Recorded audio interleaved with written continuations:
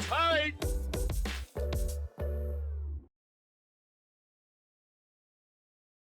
All right, good morning, everybody. Welcome to this next panel. It's titled Addressing the Energy Burden for Underserved Populations. My name is Joan Effinger. I'll be the moderator of this session. I am the COO of Encolor.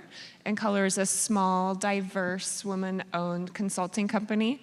We specialize in DEI, mainly in the utility, energy efficiency space. We do a lot of strategic consulting, cultural competency, DEI training, a lot of program design. And I'm joined today by my fellow panelists. Here right next to me is Tatianna Cannon. And Tatianna, a University of Oklahoma graduate, holding degrees in classics and letters and a master's in adult higher education.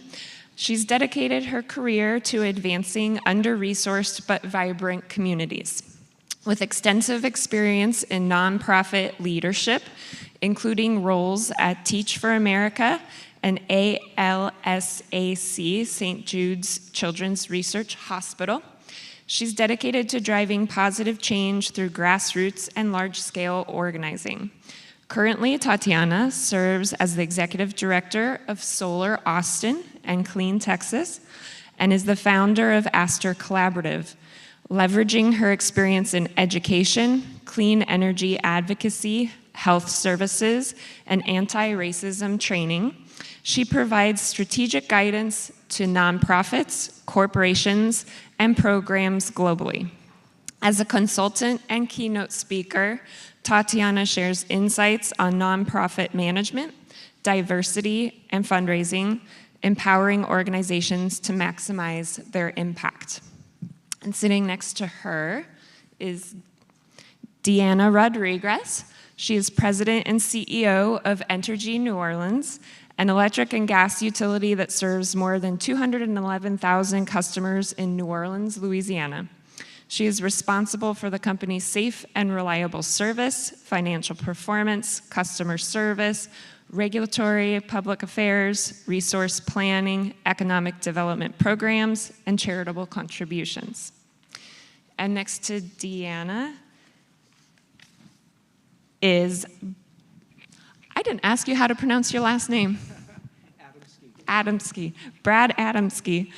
And he's with SEW. He joined the SEW team in 2015 and is responsible for developing, directing, and executing the overall strategy for the SEW Cloud Energy and Water platform.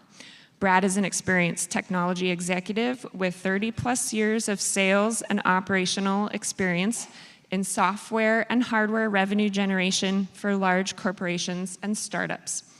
And you'll notice we have an empty chair over there. Our last panel member is on her way. She's stuck in what I'm told is horrible Austin traffic trying to get here.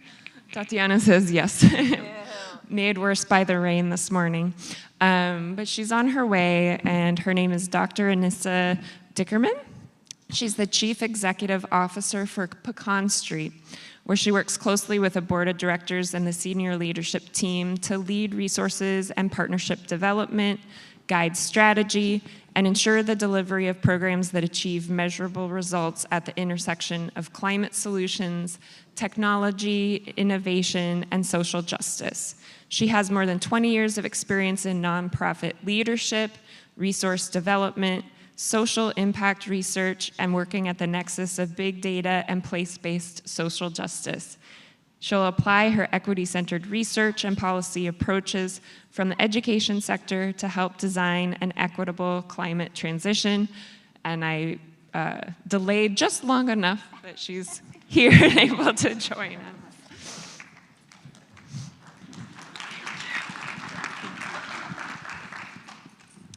So thank you all for joining me. I'm really excited about our panel today. Kind of how we'll go, we have some prepared discussions, some questions, and I'll make sure to leave about 10 minutes at the end for questions from you all from the audience.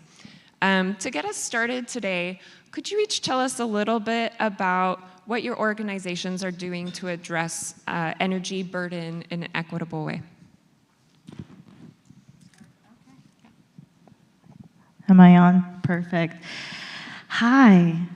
Solar Austin really works at the grassroots level here in Central Texas. So understanding that the energy burden for underserved populations occurs in some places that many of you from here are familiar with. We primarily focus on our Eastern Crescent, but we will look for any community that is otherwise resilient but largely underserved. Some of the ways that we specifically address the energy burden are by creating resiliency hubs within those communities.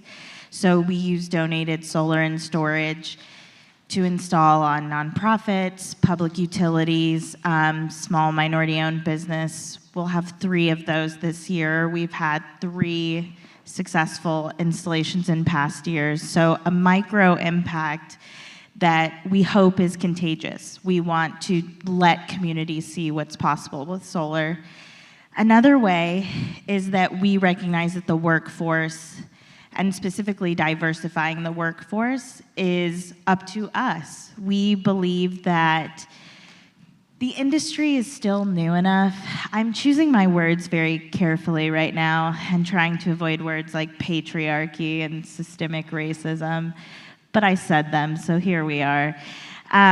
Don't avoid them. That's what this panel is about. We recognize that the industry is still new enough that there is a possibility of diversifying the industry from the ground floor. We know that there is no lack of diverse, exceptional talent, and so we work in coalition with solar companies, other groups, to make sure that those candidates find roles within the clean energy industry, specifically good jobs, and then help foster their trajectory so that they will retain within the industry, and we will have a diverse, talented, burgeoning clean energy industry. So I'll stop there. That's what we're doing. I think this is, hey, good morning, everyone. And interestingly enough, I'm so tickled that we have a couple of Rodriguez's up here. And there was a Rodriguez ahead of us on the previous panel. So Jason, it's like Smith, I guess. So I'm really excited to be here. I'm actually from Austin originally, and then have lived in New Orleans and Austin back and forth for the last 30 years. So I feel especially proud to be here and discussing things that are very important, not just to this community in Austin, but certainly for across the country and the minds that are in the room. I happen to lead an operating company that is, the parent is Entergy Corporation. I lead Entergy New Orleans. It's the smallest of our 5 operating companies, and we are a vertically integrated utility.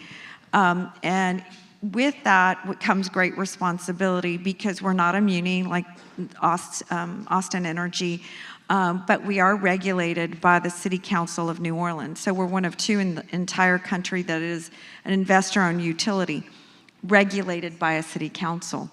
So our idea of how I would look at what Entergy New Orleans does is partly in partnership with our regulator, with our city council, and we are responsive and required to address our customers' needs.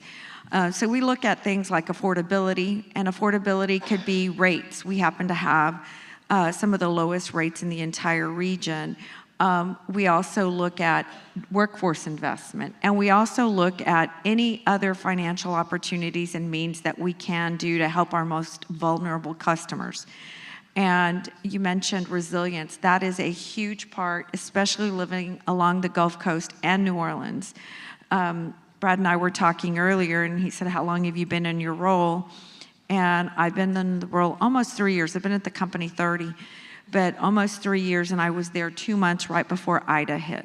So watching what was necessary and required, and when we talk about resilience, we talk about allowing customers to not have to relocate, and if they are looking at how quickly they would have to be gone, if they are evacuating, on average it costs a customer about $1,200. A lot of our industry in New Orleans is hospitality based. $1,200 is a lot of money for someone to have to evacuate. So if any way that we can help keep resilience and harden our grid, that goes and supports all customers, our most vulnerable customers will be impacted in the highest regard. So those are the kinds of things we're looking at, and it's exciting to be here. Thank you.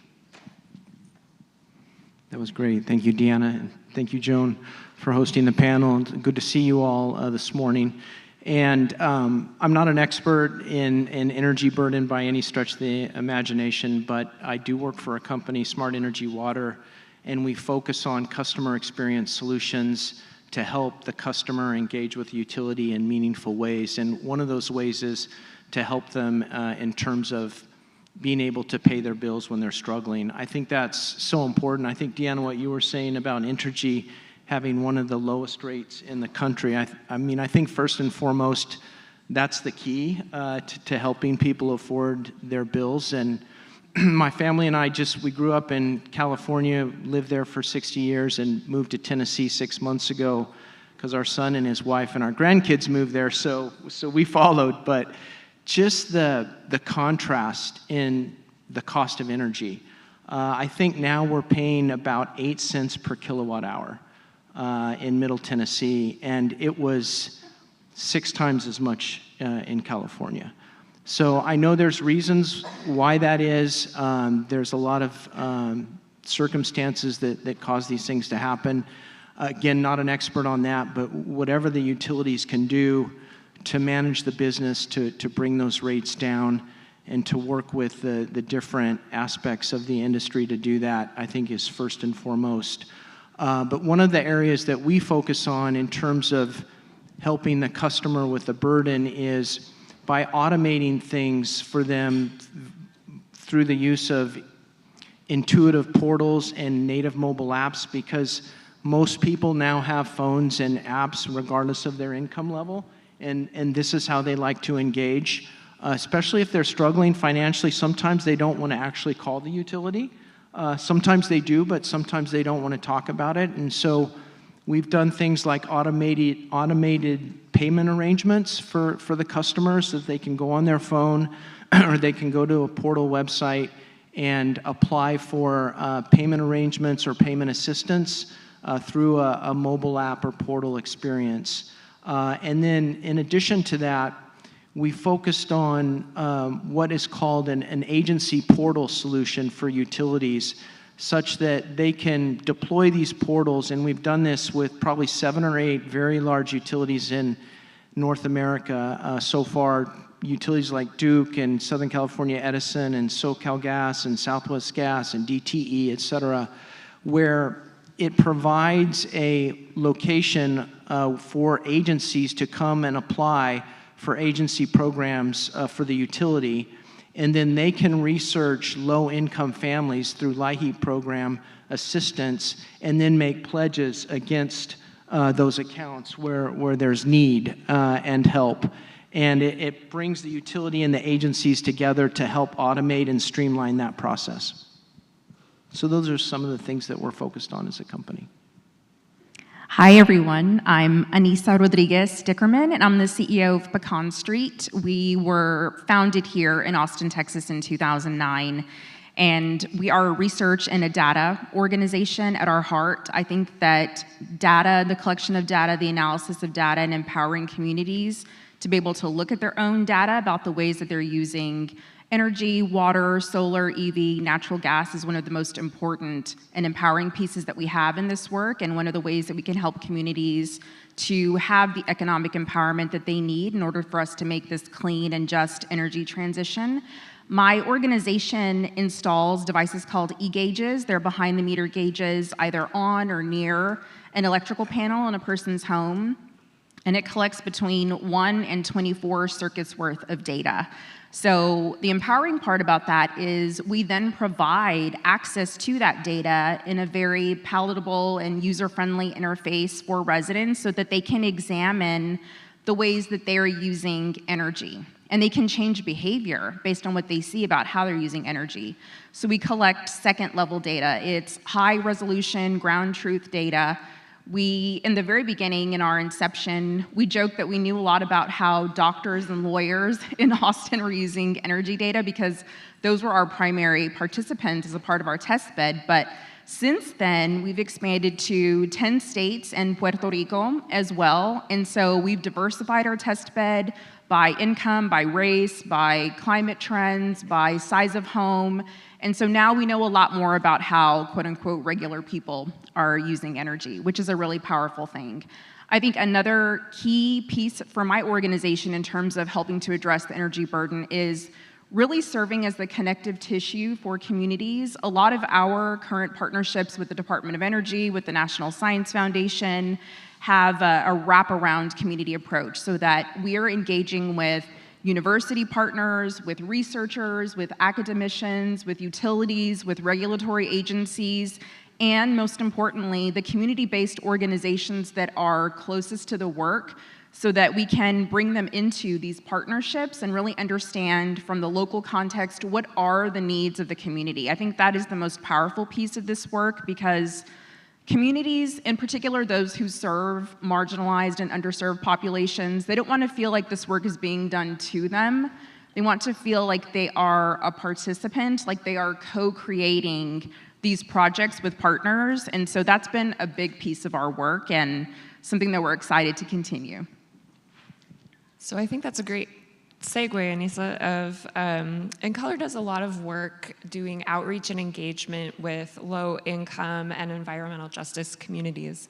And what we've been hearing lately is that the request of them to participate in research is really increasing very quickly. And to them, that's exciting. They want a seat at the table. They want a voice in crafting the solutions that are intended to help them reduce their energy burden.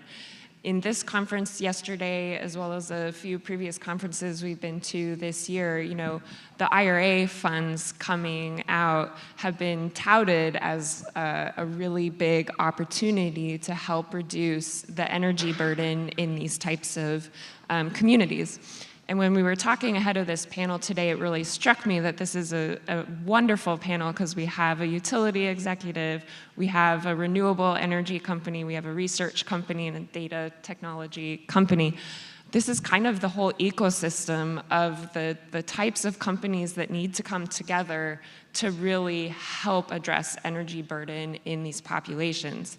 So my next question for you all, with the IRA funding coming out, what do you think are some critical elements of things that we have to get right for these dollars to actually reach these communities that they're intended to reach and provide the benefit to those high energy burden environmental justice communities?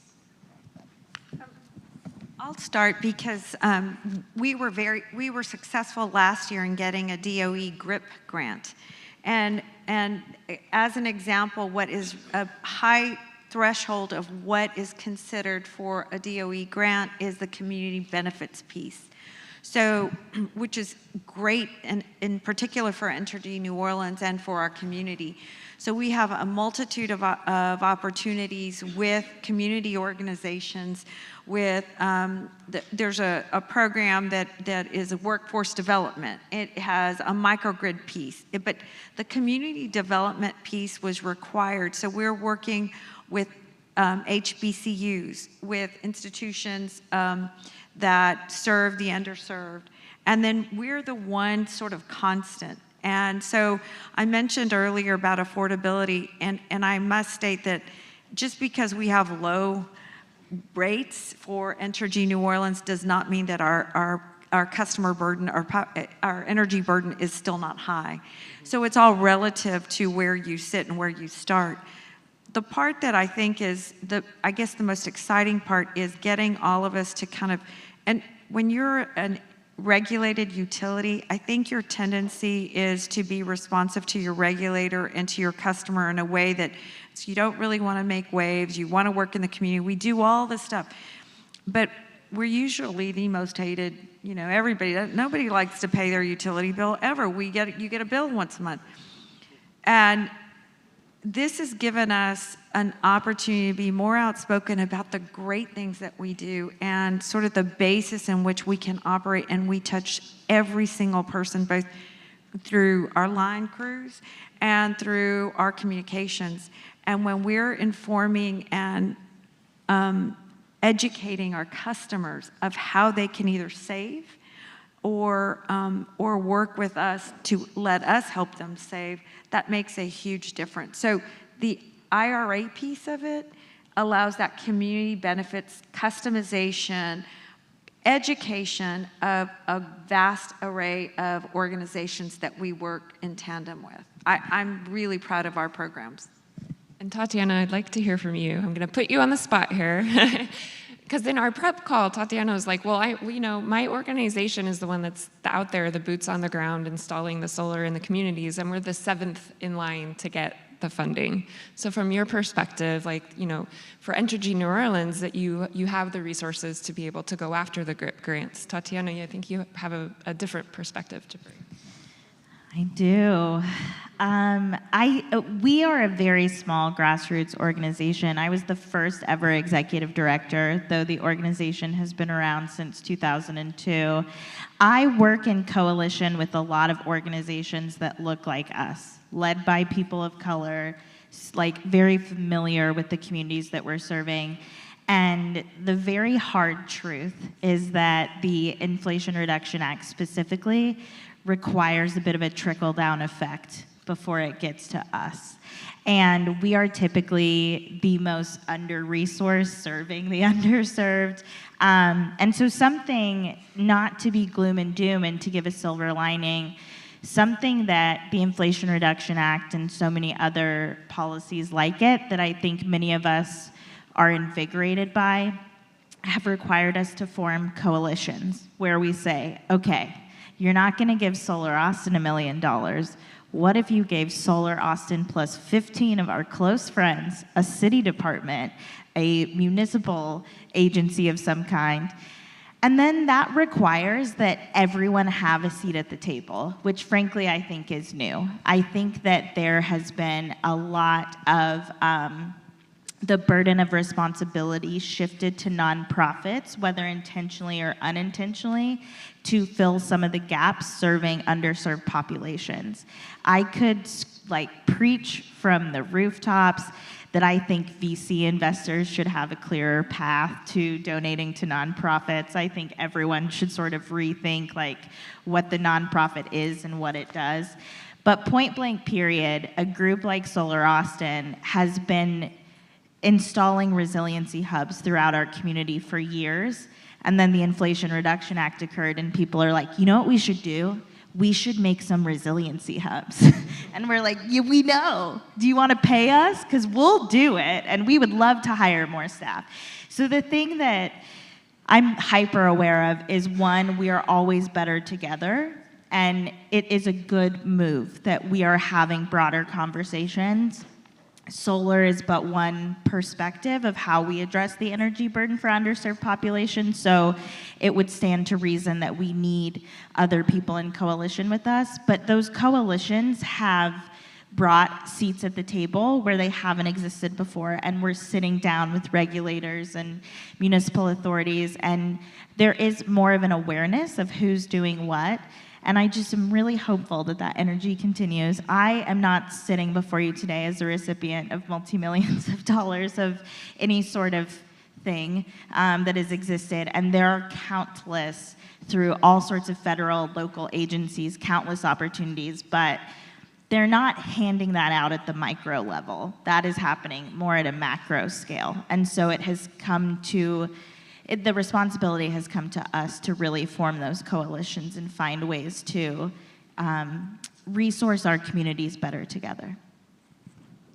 I think one of the more admirable aspects that's coming out of the Department of Energy for the Inflation Reduction Act and then the bipartisan infrastructure law funding mechanisms is that, just like Deanna and Tatianna said, not only is the community benefits plan way higher a priority in those applications than it was in the past, but there is also the J40 piece that's a part of all of these applications. So through the Justice 40 initiative, 40% of these projects and the funds that are awarded from these projects have to be dedicated to serving 40% communities who are disadvantaged, low to moderate income communities. So that piece I really applaud the Department of Energy for including, and we were also a recipient of a great grant in the fall.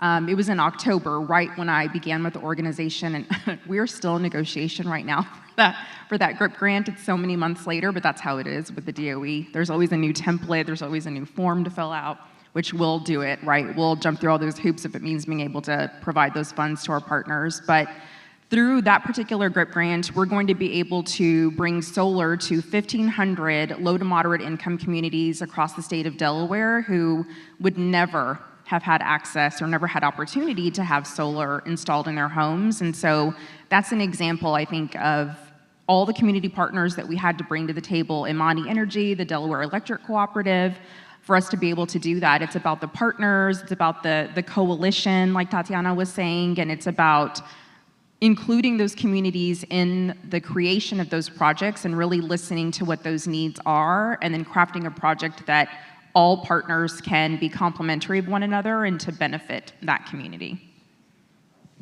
Yeah, I think that's great. I always like to think pie in the sky, kind of if you could have one thing, what could it be? So I'm curious what you all think. Like, is there an innovation or something that really needs to happen to like radically improve how we can deliver services for historically underserved communities or things like that? Like, if you could change one thing about our industry to radically and quickly improve things for these communities, what would it be? I think, Joan, as you and I were talking out in front, and we were discussing the whole energy assistance program, the LIHEAP programs, and so forth, and there's one side of technology that helps utilities and, as I mentioned earlier, agencies come together to manage the process. But what's not included in that overall life cycle is the solution for the customer to be able to easily apply for things like a LIHEAP program. As Joan and I were talking, she's had an experience with somebody that she knows that needed to apply for that, didn't even know it was available, and then once they learned it was available, the process of applying was so difficult given that person's work patterns and so forth, and not receiving a consistent paycheck, but the program required a consistent paycheck, and having to navigate through all of that just made it so difficult for this person. And I think it may seem like a little thing, but it's if these programs are out there, but customers don't know about them, or when they do find out about them, it's so difficult to apply for them, what is the point, right? So I think just blocking and tackling and figuring out solutions and ways to engage customers, communicate with them, make them aware of these programs that are available, and then make it easy for them to apply. Not put up walls or processes that make it so difficult, especially when the government is providing assistance in so many ways in record amounts, probably more than at any time in history if you think about it when it comes to energy assistance. So let's figure out as an industry how best to make that easy for the customer to engage and receive that assistance that they need. Yeah, I like that. And Brad and I were talking. I can share openly, it was my sister-in-law who is autistic. And I've been in the energy industry for almost 20 years. It took me hours to make my way through the LIHEAP program on her behalf. It all worked out. It is a fantastic program. It wiped out thousands of dollars worth of debt that she had with the utility company and got power restored. But if it took me hours to navigate the process that I have literally lived for 20 years, that's a barrier. So, all of those requirements are there for a reason, but I agree, Brad, how can we look at these requirements again and figure out how can we make sure dollars are going to where they're supposed to be without overburdening the people that they're supposed to help?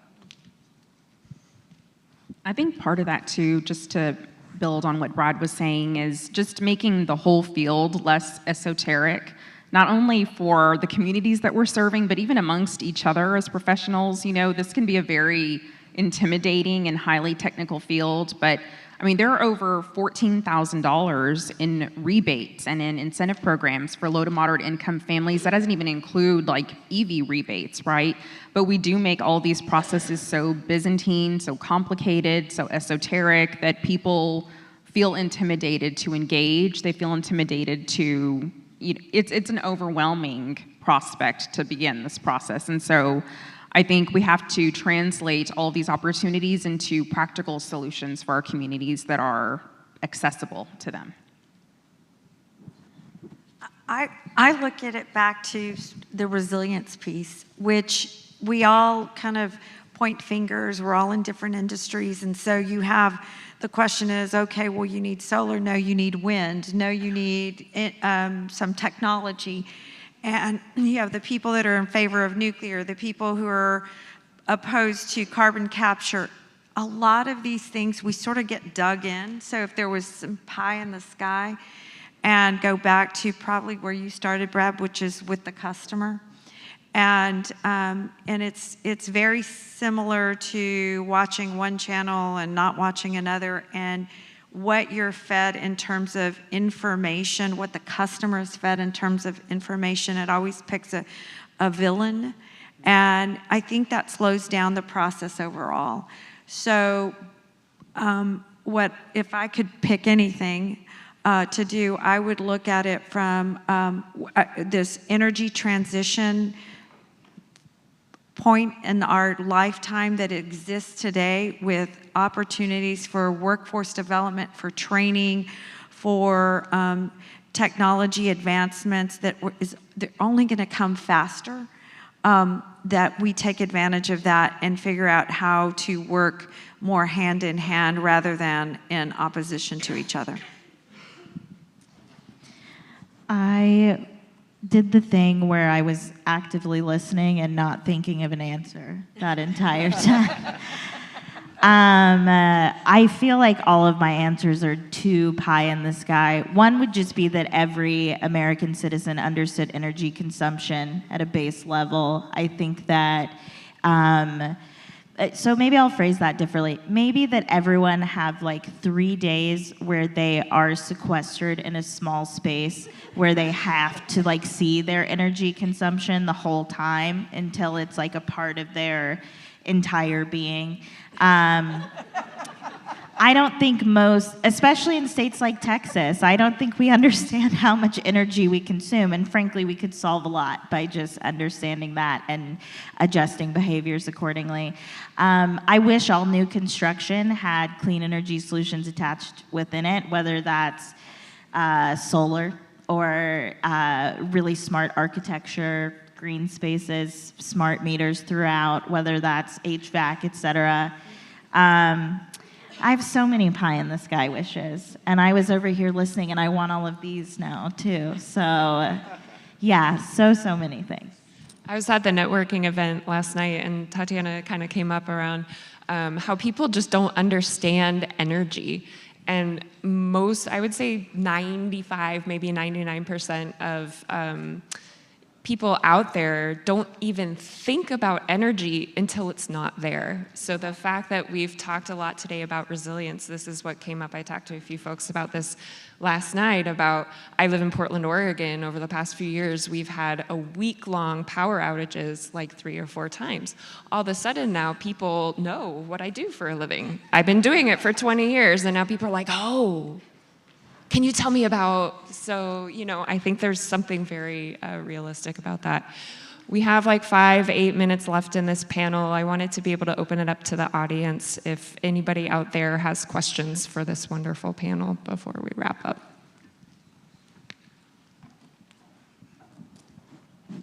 Yeah. We were so exciting, they forgot to ask questions. I do want to mention, before, is that when you talk, Tatianna, about how much we don't know as consumers, and I did the same thing for my 89-year-old mother, who's trying to figure out she's in Texas, which rep to pick. I've been in this industry for 30 years, but in a regulated environment, I'm sitting there going through her bill and saying, okay, do you want free nights and weekends? And it is so complicated. So that understanding, not to mention the growth and everything that the consumption of energy, not just at the residential level, but if we're talking about AI, which we have, there's probably a panel on that already. If you look at the energy consumption that is occurring across our country and how we're all going to have to be prepared for that, I think that is something that people are starting to pay attention to.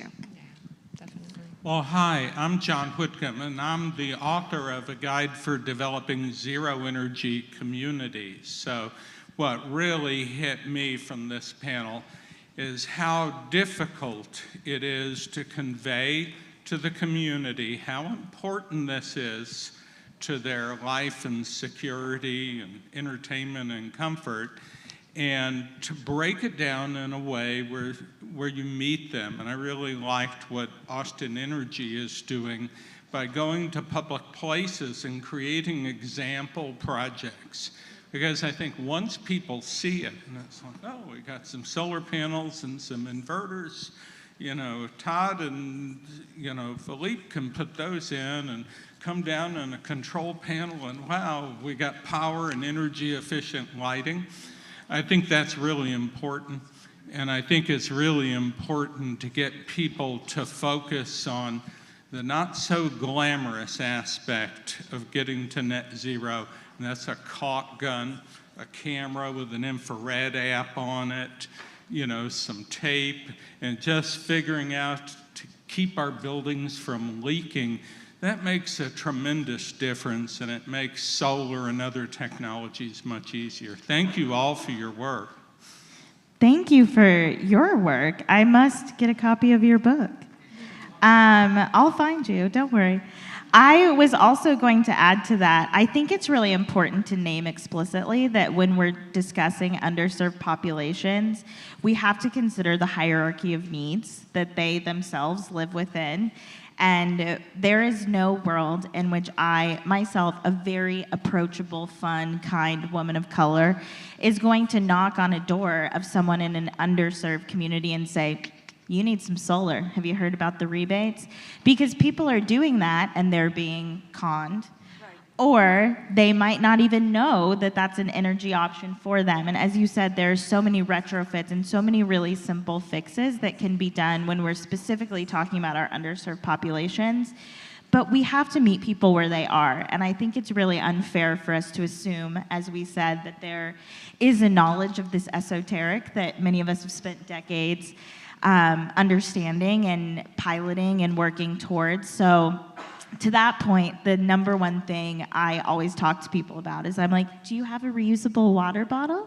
Do you compost? Is there something that I can connect the dots to you of how we are thinking about environmental protections on an individual level within the hierarchy of needs that they possess? Because something like solar is like point GH in the alphabet of options, especially when we're discussing our underserved populations. I'll just quickly add to that. I see we have a couple more questions. When we're out in these communities, a lot of people tell me, I'm trying to figure out how to feed my kids tonight.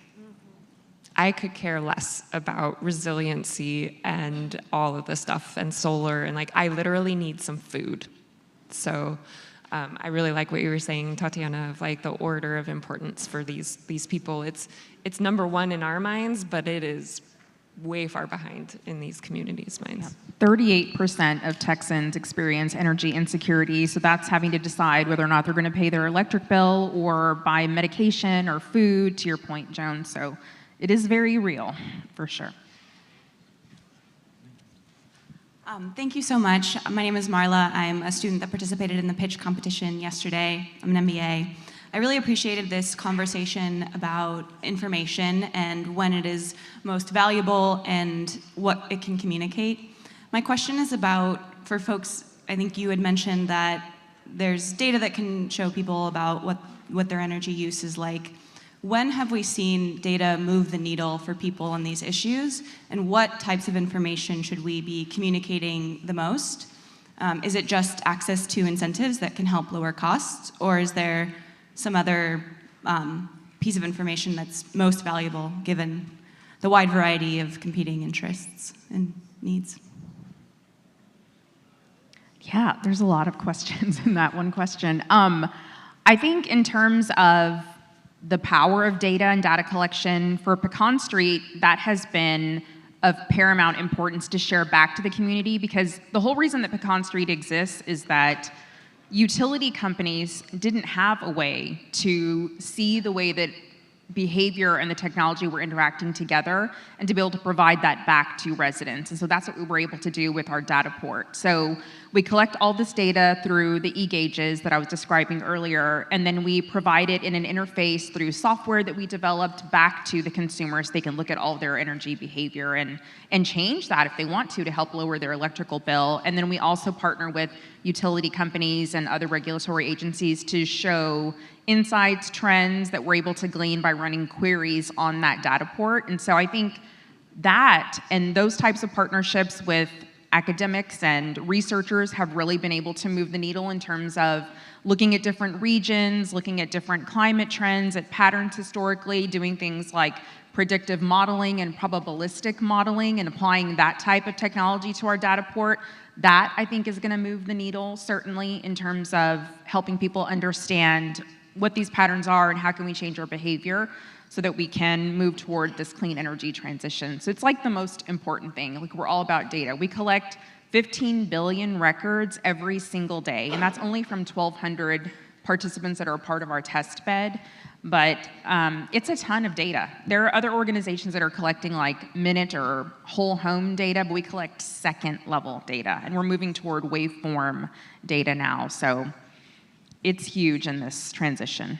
And one thing you shared, Anissa, before the panel that I thought was really motivating, all of that data, again, is going towards that esoteric, hard to understand. You shared with us on the prep call how something really simple like these folks don't have internet at home. Yeah. So we had to install cell towers to get our data port to work, and now these folks have internet on their phone at home.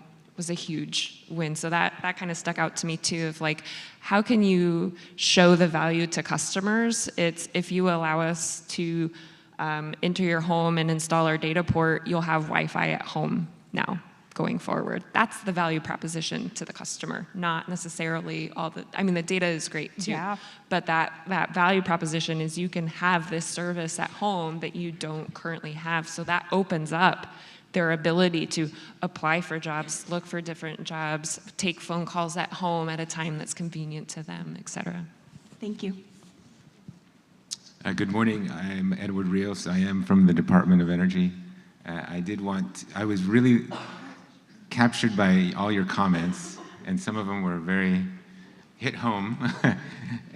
So one comment and one question. So we have a mechanism at the Department of Energy. Some of you may know this, and this is for everyone in the audience.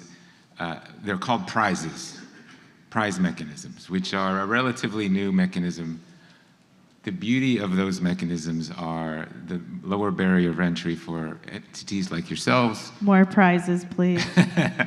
So I would just encourage everyone to look at our prizes. They are not as difficult to apply to as some of our other funding opportunities. And I don't know how well they are known around the community. So please, we're here to help. We just applied for one, a Solve It Prize through the American-made innovations. Perfect. And so we partnered with Central Susquehanna Opportunities in Pennsylvania because they are one of our partners on a different project with the National Science Foundation and another project that's funded by the Sloan Foundation. And so those Solve It Prizes and all the American-made challenges we're going after every single thing that aligns to our mission, Wonderful. basically. Wonderful. Yeah. My question, the second part is, because of the bill, because of the IRA, we are developing a ton of programs. And something that we spend a lot of time on is getting the word out. But it's not easy when you're sitting in DC and then trying to get it to all the corners of the country. I would love to hear some ideas that you have for getting those information to your customers, to your communities, just to give us a little more things to think about when we start to develop these new programs. Thanks. I I actually think y'all are doing a wonderful job communicating. I will say I often feel like the last to know for some of the large-scale announcements. I would say DOE specifically, in terms of the prizes, et cetera, have done a great job. If I were to offer anything, it would be partnering within some of the underserved communities. So with the Justice 40 initiative, there are some very specific targets that have been laid out for what defines a community that can qualify. And I think that direct communication to that 40% will probably make it that much more accessible for those who are looking for some of those better tracks. We have applied and received a prize. I think that maybe I'm on the right email list, but I've been so appreciative of how the DOE has made things more approachable in this process. I also agree that you all are doing a great job. And the secretary was in Louisiana, South Louisiana, recently, within the last couple of months, and we worked with a number of community organizations. There was a private discussion of the NGOs as well, and the nonprofits. So that was a very successful way of getting the word out. I think most simply stated, though, is to just make sure that, because we're still in our GRIP negotiation too, and if the more money you get out in the community, the more people will be aware of it. You will have no problem with everyone here advertising, sending out press releases about this award, and then that will just build on itself. So the faster the turnover is in those opportunities, it doesn't need to be 30 more of them, it just needs to be more frequent in terms of how those awards are being granted. That's my advice. Great. Thanks very much. Thank you. I think that's it for our time. Thank you to Z Prime. Thank you for all the panel members. Hopefully you all had learned something, took something away from our discussion today.